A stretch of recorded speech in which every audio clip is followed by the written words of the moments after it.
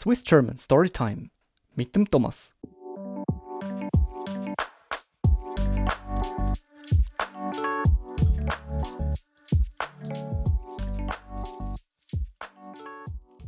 Hallo miteinander und willkommen hier bei Swiss German Storytime und einem neuen Podcast.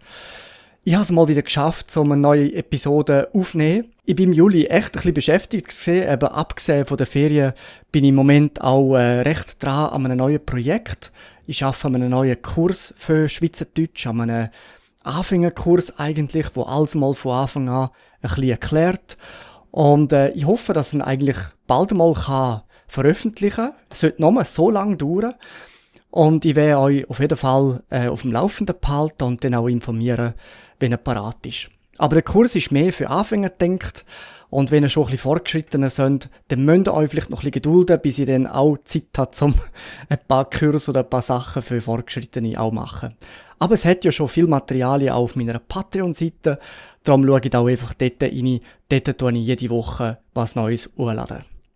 Aber genug Werbung jetzt in eigener Sache.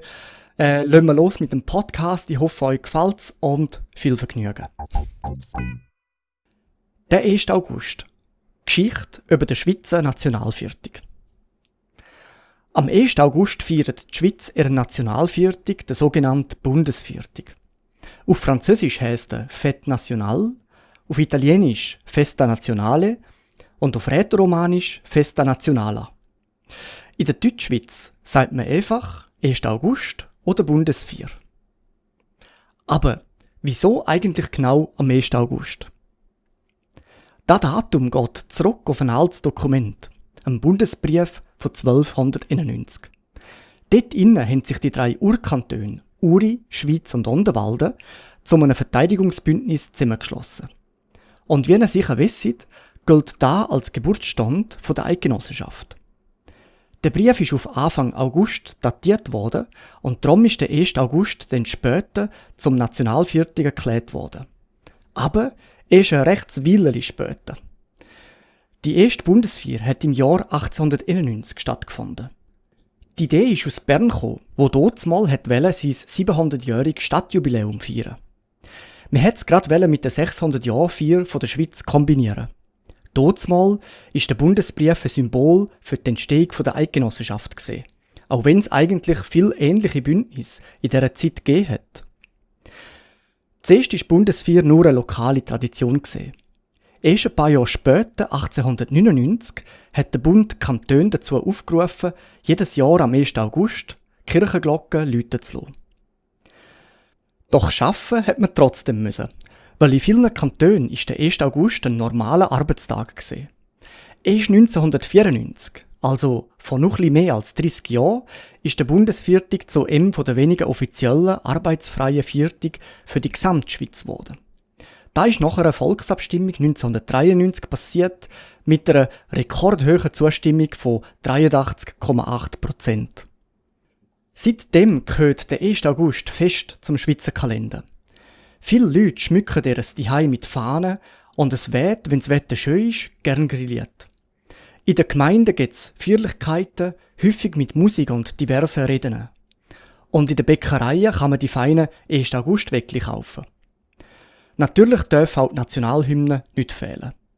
Am Abend gehören Feuerwerk, Höhenfeuer und Lampions für die Kinder zu der Tradition, auch wenn es in den letzten Jahren wegen Waldbrandgefahr und der Corona-Pandemie teilweise Einschränkungen gegeben hat. Besonders beliebt ist ein 1. August Brunch auf dem Bauernhof.